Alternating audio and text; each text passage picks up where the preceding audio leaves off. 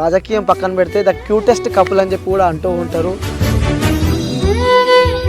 సర్పంచ్ నవ్య and Praveen అనమాట. అంటే అనేక ట్రోల్స్, అనేక ఇబ్బందులు, ఎక్కడికి వెళ్ళినా సోషల్ మీడియా నెట్వర్క్లో ట్రోల్స్ అనొచ్చు, మెయిన్ స్ట్రీమ్ మీడియా కూడా మిమ్మల్ని బాగా ఫోకస్ చేసింది. మీరు ఇన్నర్ ఫీలింగ్ ఏంటి అంటే సో ఎలా ఎదుర్కొన్నారు, ఎలా ఓవర్కమ్ చేశారంటే ఏం చెప్తాను. మనకు తెలుసు ఆ మానసిక బాధ ఏందో. తెలియని వాళ్ళ గురించి మనం పట్టించుకోవాల్సిన అవసరం లేదు. Okay super. నెక్స్ట్ రానున్న ఎన్నికల్లో ఎలక్షన్లో ఎలా చూడవచ్చు అంటే అక్కని మెల్లగా చూడొచ్చా? ఎందుకంటే ఎమ్మెల్యే కంటెస్ట్ చేసింది, సర్పంచ్ తర్వాతే ఎమ్మెల్యే కంటెస్ట్ చేసింది. సో నెక్స్ట్ ఎంపీ కానీ ఇలాంటి ఆలోచనలు ఏమైనా ఉన్నాయంటే ఏం చెప్తారు? పరిస్థితుల వలన వెనక్కి రావచ్చు, మళ్ళీ అనుకుంటే ముందుకు రావచ్చు. రాజకీయం మాత్రం అసలు తగ్గేదే లేదు. లవ్ మ్యారేజ్ అని చెప్పి మాకు తెలుసు. ఒక్క కూడా అనేక మార్లు లవ్ మ్యారేజ్, సో అక్కడే ప్రపోజ్ చేసిన సందర్భం కూడా మాకు తెలుసు. సో ఎలా అంటే ఎలా యాక్సెప్ట్ చేస్తారు అక్కడ అంటే ఏం చెప్తారు? ఫ్రెండ్ దగ్గర నెంబర్ తీసుకోవడం, ఫోన్ చేయగానే ఓకే అనడం. నా ఫ్రెండ్ని తీసుకొని వెళ్ళిన వాళ్ళ ఇంటికి వెళ్ళి వాళ్ళ అమ్మనంతో నేనే ప్రవీణ్ ఓకే మాట్లాడినా. 1 monthలో సో అనుకున్న అమ్మాయి మీ లైఫ్లోకి వచ్చిందంటారు.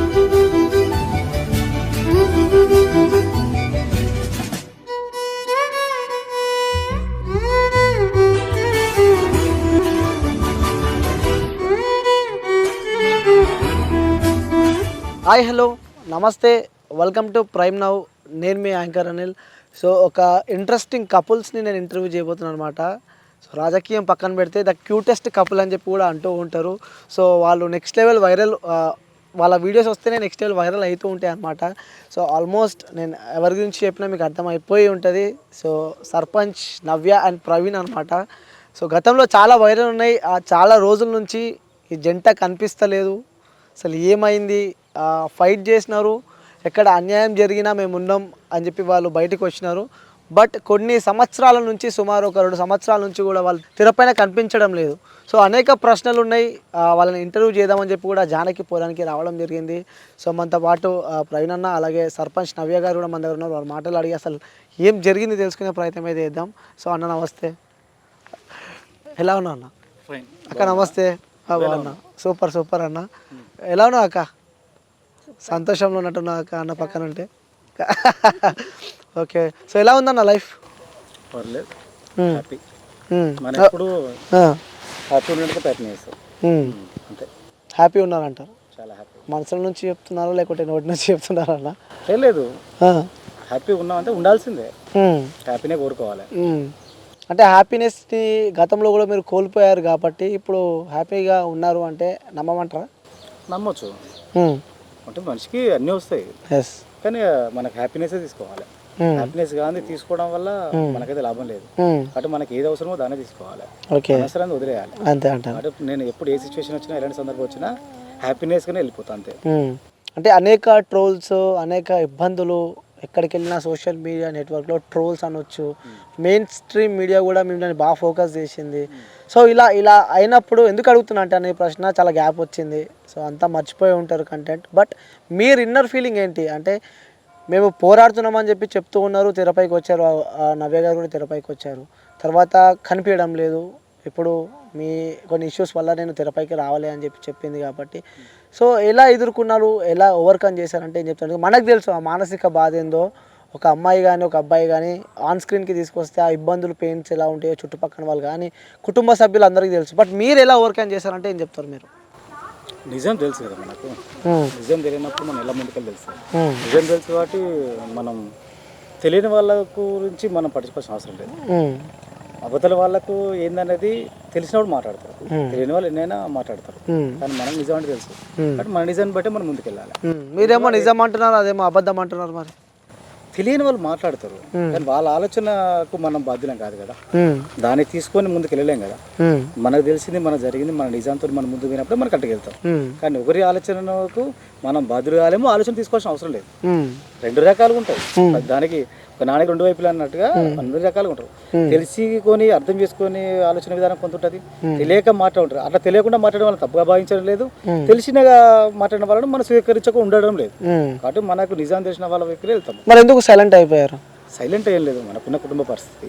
ఫస్ట్ ఆఫ్ ఆల్ ఇంట్లో ఫ్యామిలీ పరంగా వ్యక్తులు దూరం అయింది, అది చాలా పెద్ద లోటు మాకు.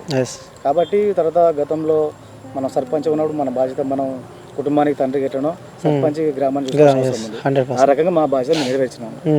ఫైనాన్షియల్గా కూడా కొన్ని మనం ఏర్పాటు చేసుకున్న పరిస్థితులు ఉండే, ఆర్థికపరమైన వనరులు మనం ఏర్పాటు చేసుకోలేకపోయినాం.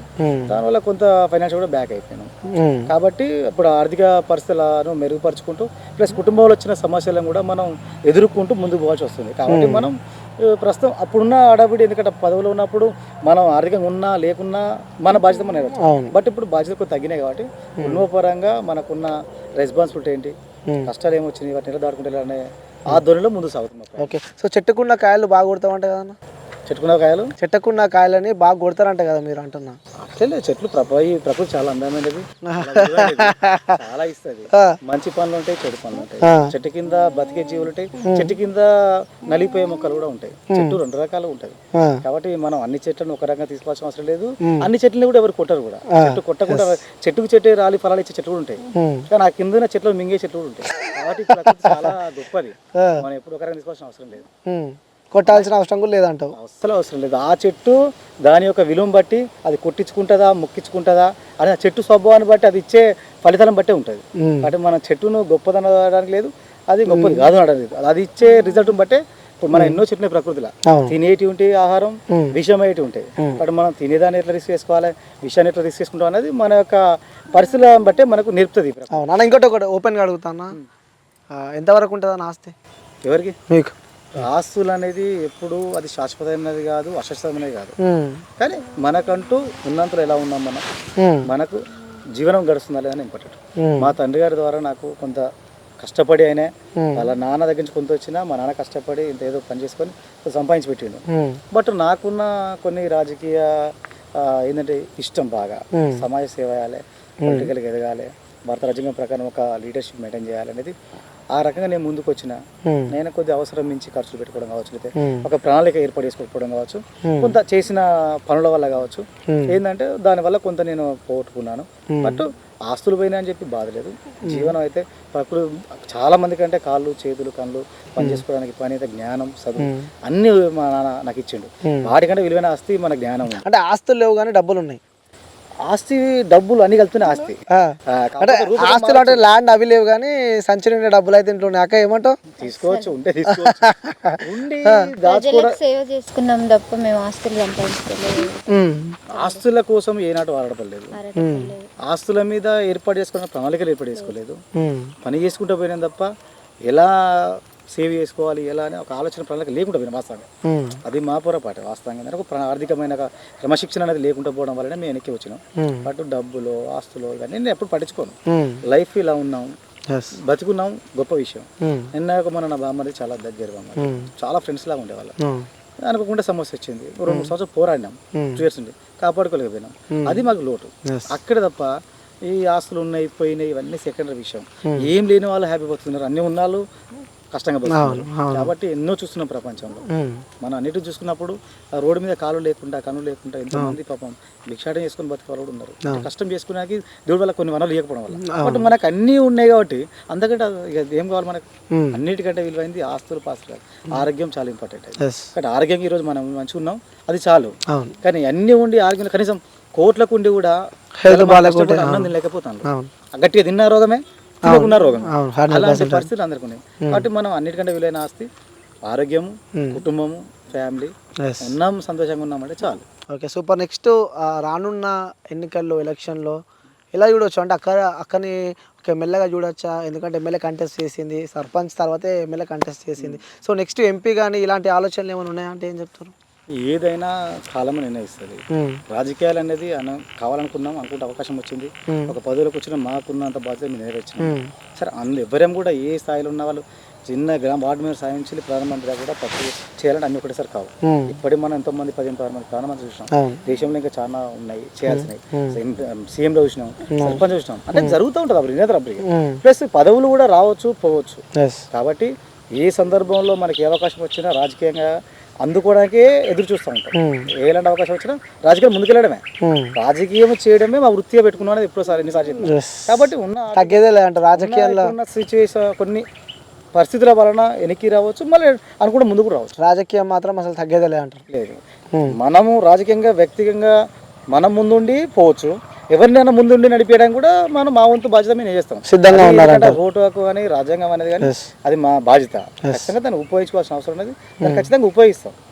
అది పదవిగా కావచ్చు, కార్యకర్త కావచ్చు, ఏదైనా రాజకీయం అనేది మనకు అది. ఎందుకంటే మన భారతదేశం నడిచేదే మన వ్యవస్థే రాజకీయం ఏర్పడినది. మనదంతా శాసన వ్యవస్థ, ప్రజా వ్యవస్థ. కాబట్టి మనం రాజకీయాలు చేయలేమని ఎలా మాట్లాడతాం? ఉండేదే రాజకీయాలు బతుకుతాం. ప్రతి 5 సంవత్సరాలు రాజకీయమే కదా మన జీవితంలో. మన రాజకీయాలే మనం ఇలా మొత్తం మన దేశాన్ని మార్చినా, గ్రామాన్ని మార్చినా అంతా రాజకీయాలే వాళ్ళ చేతినే ఆధారపడి ఉంది. కాబట్టి దానికి విలువ ఇస్తాం, దాంట్లో భాగస్వాములు అవుతూనే ఉంటాం. ఓకే, సూపర్ అన్న. సో ఇది పక్కన పెడితే మీరు లవ్ మ్యారేజ్ అని చెప్పి మాకు తెలుసు అన్న. ఒక్క కూడా అనేక మార్లు లవ్ మ్యారేజ్, సో అక్కడనే ప్రపోజ్ చేసిన సందర్భం కూడా మాకు తెలుసు. సో ఇలా అంటే ఎలా యాక్సెప్ట్ చేస్తారు అక్కడ అంటే ఏం చెప్తారు? ప్రపోజ్ చేయలే తమ్ముడు. అదే ప్రపోజ్ ఇన్ ద సెన్స్ అప్పట్లో అదే అనుకోవచ్చు, ఇక లైక్ డైరెక్ట్ పెళ్లి చేసుకుందామని ప్రపోజల్, లైక్ ప్రపోజల్ అనుకోవచ్చు. జీవితం ఒక ప్రయాణం, ఎప్పుడు స్టార్ట్ అయిందో తెలియదు, ఎప్పుడు మూసో తెలియదు. మధ్య నడిచే ప్రయాణం మన చేతిలో ఉంది, మనం పోతా ఉంటాం. అన్ఎక్స్పెక్టెడ్ నా సబ్ జూనియర్ తమ్ముడు నీలాగే మంచి వ్యక్తి, అతను పెళ్లి చేసుకున్నాడు, కాలేనాడు పిలిచిండు, అమ్మాయి చూడగానే మంచి అనిపించింది, చేసుకుంటే బాగుంది. చూస్తే పెద్ద ఫ్యామిలీ బ్యాక్గ్రౌండ్ వెరిఫై చేసుకున్నా, నాకు నచ్చింది అమ్మాయి. వాళ్ళు నా ఫ్రెండ్ డైట్ చెప్పేసిన అమ్మాయి బాగుంది చేసుకున్నట్టు మా పెద్దమ్మ కూతురు అన్నాడు. ఎప్పుడైతే రాకేంది నాకు అమ్మాయి నచ్చింది, నువ్వు మాట డైరెక్ట్ పెళ్లి తప్ప వేరేగా చెప్పిన డైరెక్ట్ అన్నాక సరే వాళ్ళు ఎప్పుడైనా తొందర వెంటనే చేయరు కదా. వచ్చి మా ఇంట్లో అమ్మాయిని కోరుకుంటానే ఫీలింగ్ ఉంటుంది. అయినప్పుడు వాళ్ళ ఫ్యామిలీతో మరి నేను మోసం కాదు, పెళ్లి చేసుకున్న సేమ్ అంతే. సరే మేబీ అనుకుంటే క్యాస్ట్ కలిసి వచ్చింది. అదే అడుగుదాం అనుకున్నాను. అంటే చూడగానే క్యాస్ట్ పరంగా కానీ నువ్వు కావాలనుకున్నావు, బట్ ఆ క్యాస్ట్ విషయంగా అవన్నీ ఎప్పుడైనా ఆలోచించినావా? అంటే వాళ్ళు ఏ క్యాస్ట్ అంటే అక్కడ పోయినప్పుడు పోయిందే అదే ఫ్యామిలీ కదా, అంటే మేబీ చుట్టాలు రావచ్చు కదా. అది అడిగిన ఫస్ట్ ఈ అమ్మాయి అడిగినప్పుడు చెప్పేసింది కదా. అదొక పెద్ద సినిమా స్టోరీ అంటారు. అది మంచి భద్ర స్టోరీ లాగా ఉంటుంది, బొమ్మరి స్టోరీ లాగా ఉంటుంది, గమ్మత్తు ఉంటుంది. ఎవరన్నా బొమ్మరిల్లు ఫాదర్ బొమ్మరిల్లు ఫాదర్ అని కాదు, అంటే హీరో హీరోయిన్ కోసం పడ్డ పాకలర్ లాగా ఉంటుంది కొంచెం. అక్కడ ఫ్రెండ్ దగ్గర నెంబర్ తీసుకోవడం, తర్వాత వాళ్ళ ఇంటికి వీళ్ళది అంబర్పేట అయితే నేను పోయి అమీర్పేటలో ఇంట్లో ఆడడం, ఇదంతా ఉంటుంది. తర్వాత నెంబర్ తీసుకొని వీళ్ళ అన్నయ్య ఫోన్ చేయడం, సో అండ్ సో. అంటే ఫ్రెండ్స్ ఫస్ట్ మేము ఫ్రెండ్స్ అయినా, ఫ్రెండ్స్ అయితే చాలా ఫ్రెండ్ అయినా, ఫ్యామిలీ ఫ్రెండ్ అయినా. తర్వాత నేను అమ్మాయిని పక్క పెట్టేసిన వాస్తవంగా. ఫ్యామిలీ ఫ్రెండ్ అయినాక తగ్గించేసిన, బాగుండదని కలిసిపోయినా. తర్వాత ఈ అమ్మాయి సంబంధం ఏదో ఆలోచించినప్పుడు వాళ్ళ అన్నయ్య ఈమెకి చెప్పడం, నేను వెంటనే ఫోన్ చేయగానే ఓకే అన్నాడు. నా ఫ్రెండ్ని తీసుకొని వెళ్ళిన వాళ్ళ ఇంటికి వెళ్ళి వాళ్ళ అమ్మతో నేనే ప్రైవేట్ ఓకే మాట్లాడినాక మళ్ళీ వాళ్ళ ఫ్యామిలీ తీసుకొచ్చి నా ఊరు తీసుకొచ్చి నా ఇల్లు, నా ఊరు, నా వాతావరణం మొత్తం చూపించిన వీళ్ళకి. వీళ్ళ ఫ్యామిలీకి తెలియాలి కదా ఎవరో ఎక్కడో అని. మా వాళ్ళ అన్నయ్యని ఫస్ట్ తీసుకొచ్చిన, వాళ్ళ అమ్మని తీసుకొచ్చి అంత పరిచయం చేసినాక మళ్ళీ నా ఫ్యామిలీ తీసుకుపోయి ఎక్కడ పోయినాక అప్పుడు ఓకేనా మీకు నా ఫ్యామిలీ బ్యాక్గ్రౌండ్ నేను ఓకే అంటే చేసుకున్నాను, బాధ లేదని. తర్వాత అమ్మాయి ఇష్టం ఇష్టం అండి. అట్లా 1 month అంతే, అట్లా 1 monthలో అయిపోయింది. సో అనుకున్న అమ్మాయి మీ లైఫ్లోకి వచ్చింది అంటారు. సో వచ్చినాక మంచిగా ఉందన్న లైఫ్? చాలా గొప్పగా ఉన్నది, అంతకంటే అదృష్టం ఉంటుంది, చాలా అదృష్టం. అంటే ప్రేమించిన అమ్మాయి లైఫ్లోకి వస్తే కూడా కొన్ని ఇబ్బందులు ఉంటాయి. అంటే వాళ్ళకు ఊకే మనం ఆ లోగో ఉండాలంటే ఇంట్లో సంబంధాలు చూసిన అమ్మాయి అయితే అటు ఫ్యామిలీ ఇటు ఫ్యామిలీ ఉంటుంది, అంతా ఓకే అనిపిస్తుంది ఏదైనా ఉన్నా. కానీ ప్రేమించి పెళ్లి చేసుకున్న అమ్మాయికి ఒక టాస్క్ ఉంటుంది. ఆ టాస్క్ ఏంటంటే అరే మన గురించి అన్నీ తెలుసుంటాయి, ముందు నుంచే మనం మాట్లాడుకుంటున్నాం కాబట్టి అవన్నీ తెలుసుంటాయి కాబట్టి అప్పుడు ఇప్పుడు డిఫికల్ట్ అనిపించింది. అంటే పై హై నుండి అవకాశాలు ఉంటాయి. అంటే అరేంజ్ మ్యారేజ్ కన్నా లవ్ మ్యారేజ్ పోల్చుకుంటే ఒక చెయ్యి పైకున్న రైట్స్ ఉంటాయి. అలా ఎప్పుడైనా మీ మధ్యలో ఇబ్బంది రావడం కానీ? ఫీలింగ్ నాకు నచ్చదు, అసలు ఆ ఫీలింగ్ నచ్చదు. అప్పర్ ఏంది లోయర్ ఏందని నచ్చదు. ఇప్పుడు నేను ఇష్టపడితే ఆమె ఇష్టపడితేనే కదా వేసుకుంది, ఇద్దరు ఈక్వలే కదా. అందులో నాది ఎక్కువ తక్కువ, ఆమె ఒకే అంటే నేను పెళ్లి వేసుకుంది, ఇష్టపడితే ఆమె చేసుకుంది కదా. ఎక్కువ తక్కువ ఏముంది, ఈక్వల్ ఇద్దరు ఈక్వల్ అయితేనే సరే చెరో సగ భావం అంటారు కదా పెద్దలు కూడా, భార్య భర్త అనగానే. అలా ఎక్కువ తక్కువ ఉన్నది, ఆమె చేసే బాధ్యత ఆమె నెరవేరుస్తుంది, నేను చేసిన బాధ్యత నాది ఉంటుంది. ఆర్థికపరమైన వనరులు కావచ్చు, కుటుంబాన్ని నడిపించే విధానం కావచ్చు, ఒక భర్తగా నేను చేస్తా. కుటుంబాన్ని ఎట్లా నడిపేయాలి, ఒక తల్లిగా పాత్రనో, బిడ్డ పాత్రనో, లేదా కోడల పాత్రనో ఆమె చేసే బాధ్యత ఆమె చేసుకుంటుంది. అందులో మనకి హెచ్చు తగ్గులే ఉన్నాయి. వీళ్ళైతే ఆమెకు నేను సపోర్ట్గా అంటాం తప్ప ఆ ఫీలింగ్ అయినా రాలేదు నాకు. అంటే అక్కలో మీకు నచ్చే క్వాలిటీ అంటే ఏం చెప్తారు? ఆమె నిజాయితీ. నచ్చని క్వాలిటీ అంటే నచ్చనిది అంటే ఏం లేదని మాత్రం చెప్పొద్దు. అంటే ఉంటుంది ప్రతి స్త్రీకి ఉంటుంది. కొంత మన లైఫ్ని బట్టో, మన బిహేవియర్ని బట్టో, మనం నడిచే విధానం బట్టో, గతంలో పరిస్థితులు బట్టో కొన్ని ఉంటాయి. ఒక్కోసారి ఏమన్నా తొందరపడతారా, తప్పు చేస్తారా, ఈయన ఏమైనా ఎవరైనా ఇబ్బంది పెడతారా అని పోతుంది, మళ్ళీ తీసేసుకుంటుంది. అంతే, షార్ట్కి వస్తే వెళ్ళిపోతుంది. కానీ ఇక పెద్దగా ఉండదు. అక్క మీరు చెప్పాలి, అన్నలో మీకు నచ్చే క్వాలిటీ. అంతా నచ్చుతుంది తమ్ముడు, నచ్చని క్వాలిటీ ఏం లేదు. అంటే ఉంటుంది ఏదో ఒకటి, లైక్ షార్ట్ టెంపర్ కానీ, చిన్న చిన్నవి కూడా ఉంటాయి షార్ట్ టెంపర్ కానీ, లేకుంటే ఇట్లా ఫైర్ కావడం కానీ, ఇలాంటి కొన్ని ఉంటాయి కదా, అలాంటివి అంటున్నా. నచ్చే క్వాలిటీ అంటే అందరు నా వాళ్ళు అనుకుంటాడు, హెల్పింగ్ నేచర్ బాగుంటుంది. ఆయనలో ఉన్న క్వాలిటీ ఏంటంటే శత్రువుని కూడా మిత్రులా చూస్తాడు, పగ వాళ్ళని కూడా ప్రేమగా మలుచుకుంటాడు. ఎవరిని కూడా అంటే కడుపులో పగ పెట్టుకొని అంత అంటే కొంతమంది మనసులో ఏదైనా పెట్టుకుంటే తీసేయరు, దాన్ని కంటిన్యూ చేస్తారు. కానీ తనలో అది ఉండదు, అది నాకు నచ్చుతుంది. నచ్చింది అంటే కొంచెం అంతా నా వాళ్ళు అన్నీ గుడ్డిగా నమ్మిపోతే బ్యాక్ ఏం జరుగుతుందో తెలియదు కదా. కొంతమంది శత్రువులు కూడా ఉంటారు, అది చూసుకో అని నేను చెప్తా. అది కొన్నిసార్లు చూసుకోవడం, అది నాకు నచ్చదు. సో నచ్చే క్వాలిటీ, నచ్చని క్వాలిటీ. సో మీరు సింగరు, మాకు తెలుసు అది అందరికీ. సో ఇప్పటిదాకా సాంగ్ మా కోసం పాడారు, వ్యూవర్స్ కోసం అయితే పాడారాక. ఇప్పుడు సాంగ్ పాడినారు లైక్ ఏదో ఆ సంగీతాలు ఇవన్నీ మీకు వచ్చు కాబట్టి ఒక్కసారి మా వ్యూవర్స్ కోసం పక్క పాడాల్సిందే అక్క, అన్న కోసం పక్కన ఉండు కాబట్టి. సో ఏ పాట పాడతాం అంటే ఏది పాడతాం? నా కోసం కాదు, ఆమె చిన్నప్పుడు కష్టపడి నేర్చుకుంది, వాళ్ళ అమ్మ నాన్న ఎంతో ప్రేమతో నేర్పించింది. నాకు వెళ్ళిన తర్వాత కొన్ని పాటలు పాడుతూ ఉంటే నాకు అర్థమైంది, కొన్ని సరిగా మనం నేర్చుకుంది, పాటలు వస్తుంది కదా. ఎందుకు ఇప్పుడు మనకు దేవుడు ఇచ్చిన వరం అది, ఒక్కొక్కరికి ఒక కళ ఉంటుంది, అది చాలా గొప్ప, అది మనం చాలా ఎంతో అదృష్టంగా ఫీల్ అవ్వాలి. ఆమె ఉన్నప్పుడు ఎందుకు నువ్వు దాన్ని ఎక్స్ప్రెస్ చేసుకోకూడదు, ఎందుకు పాడకూడదు? ఇప్పుడు సర్పంచ్ అయిన తర్వాత టెంపుల్ పోయినప్పుడు, కళ్యాణమో లేకపోతే ఇంకేమైనా మహోత్సవాలు జరిగినప్పుడు నేను పాడమని చెప్తే పాడిస్తాను, కొద్దిగా చిన్న పాడుతూ ఉంటుంది. ఎంతో మంచి వాయిస్ ఉంది, దాన్ని ఎందుకు మనకు మన ఆనందం కోసం. ఇప్పుడు ఏ కళ అయినా కూడా నలుగురిని సంతోషపరచడానికి, నలుగురు బాధల నుంచి పోటాడు కదా. సినిమా రంగం, డాన్సే కావచ్చు, మన టీవీ ప్రోగ్రామ్ డాన్స్ వచ్చిన, పాట వచ్చిన, కామెడీ వచ్చిన, అన్ని కూడా ఇటీవల ఆనందపరచం కదా ప్రతి ప్రోగ్రామ్. ప్లస్ వాళ్ళు కూడా వాళ్ళు సంతోషంగా ఉంటారు, వాళ్ళ కళను బయటకుంటామని ఎదిగిపోతారు. నీకున్న కళను కూడా నలుగురు సంతోషానికో, సమాజం మేల్కొల్పో, ఇలా ఇప్పుడు సమాజానికి జ్ఞానం ఇచ్చేది, చైతన్యపరిచేది ఒకప్పుడు నాటక రంగము, ప్లస్ ఇవాళ సినిమా రంగము, లేదా రాజకీయ రంగము, కళ రూపం, పాటల రూపమే కదా. ఎక్కువ చైతన్యపరిచి, ఇప్పుడు తెలంగాణ సాధించినట్టు కూడా పాటల ద్వారానే కదా అందరినీ ఐక్యతపరిచేది, చైతన్యపరిచేది, జట్టు కట్టేది. మరి నీకున్న కళతోటి చైతన్యపరచవచ్చు, లేకపోతే ఆనందపరచవచ్చు, లేదా నీకు నువ్వు సంతోషపడవచ్చు. ఎందుకు నువ్వు దాచుకుంటావు కళ అని నాకు బాగా అనిపిస్తుంది. కాబట్టి మా ఇంట్లో ఏదైనా శుభకరమైనప్పుడు కలిసి డాన్స్ చేస్తాం, మా ఫ్యామిలీ వరకు మేము వేస్తాం, ఇంకో నలుగురు వేస్తాం. దానివల్ల మన ఫిజికల్ గా ఫిట్నెస్ ఉంటాం, ప్లస్ మనకి ఆనందం ఉంటుంది, ప్లస్ ఎదుటి వాళ్ళ కుటుంబం కలిసిపోతాం. మనం ఒక కళలో భాగస్వామైనప్పుడు అందరూ కలిసిపోతాం, నలుగురిలో మనకు ఇమిడిపోతాం కదా. మనం ఒంటరిగా ఉన్నాం అనుకో, మనకు కూడా అదే డిస్టర్బెన్స్ ఉంటుంది. అవును. సో ఒకసారి పాట మీకోసం పాట పాడుతుంది ఇప్పుడు, నా కోసం కాదు, నా ప్రేమతో పాడింది ఇంత ముందుకి. ఇప్పుడు మీరు పక్కన ఉన్నారు కాబట్టి సో పాడాలి ఇప్పుడు అక్క, మీరు అన్న కోసం పాట పాడాల్సిందే, మేము వినాల్సిందే. పలుకి బంగారమాయేనా కోదండ పాని, పలుకి బంగారమాయేనా, పలుకే బంగారమాయి పిలచిన పలుకవేమి, పలుకే బంగారమాయి పిలచిన పలుకవేమి, కలలోని నామస్మరణ మరవా చక్కని తండ్రి, పలుకే బంగారమాయేనా కోదండ పాని, పలుకే బంగారమాయేనా. ఇరువుగా ఇసుకలోన పొరలిన ఉడత భక్తికి,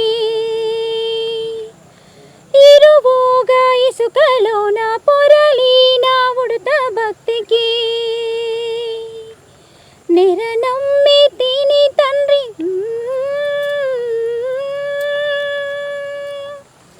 పలుకి పలుకి బంగారమాయేనా కోదండ పాని, పలుకే బంగారమాయేనా,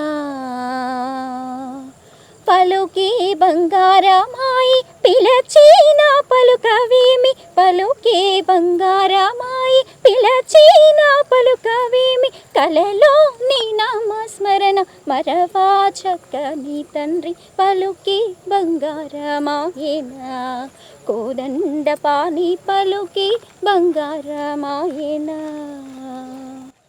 రైట్ అక్క, సూపర్. నిజంగా చాలా అద్భుతంగా పాడినాక. గుర్తులేదు అదే, ఎందుకంటే చిన్నప్పుడు నేర్చుకున్న మ్యూజిక్ కదా. అంటే పర్లేదు లేక ర్యాండంగా అడిగిన వెంటనే అవన్నీ పాడారు కాబట్టి సో వింటుంటే నిజంగా వినాలనిపిస్తుంది అది. సో చివరిగా ఎస్ చిన్నప్పుడు నేర్చుకున్న ఎస్ సూపర్ టీచర్ లేరు, చనిపోయింది కానీ బాగా చాలా సూపర్ అక్క. సో చివరిగా చూసే వ్యూవర్స్కి చెప్పాలంటే ఏం చెప్తారన్న? లైఫ్ గురించా? అవునా?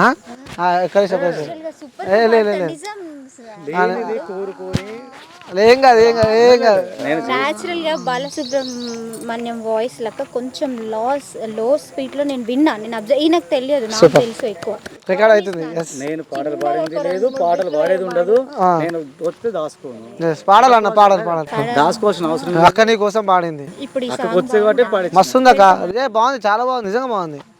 మన రెడీ బిఎస్ కోసం వాళ్ళు ఎలా లైఫ్ అంటే నువ్వు సబ్జెక్ట్ ఏందని చెప్తే నేను దాని గురించి మామూలుగా ఒకటి ఏంటంటే ముఖ్యంగా ఫ్యామిలీ పరంగా నేను ఒకటే కోరుకుంటా ఏంటంటే ఫస్ట్ ఆఫ్ ఆల్ ఏంటంటే కుటుంబాన్ని ప్రేమించాలి. కుటుంబాన్ని ప్రేమించిందంటే మనం సమాజాన్ని ప్రేమిస్తాం, సమాజాన్ని ప్రేమించాలని అందరం సంతోషంగా ఉంటాం. కాబట్టి మనకు ఆర్థిక పరిస్థితులు ఎలా ఉన్నా, కుటుంబ పరిస్థితులు ఎలా ఉన్నా కూడా మనమే వాటిని సంతోషపరుచుకుంటూ ముందుకెళ్ళాలి. ముఖ్యంగా భార్య భర్తల విషయానికి వచ్చినప్పుడు ఏంటంటే ఫస్ట్ ఆఫ్ ఆల్ ఇప్పుడు యూట్యూబ్ రాకముందుకో మొబైల్ రాకముందుకో మనకు ఎక్కడో సంఘటన జరిగితే ఎవరు తెలియపోయేది.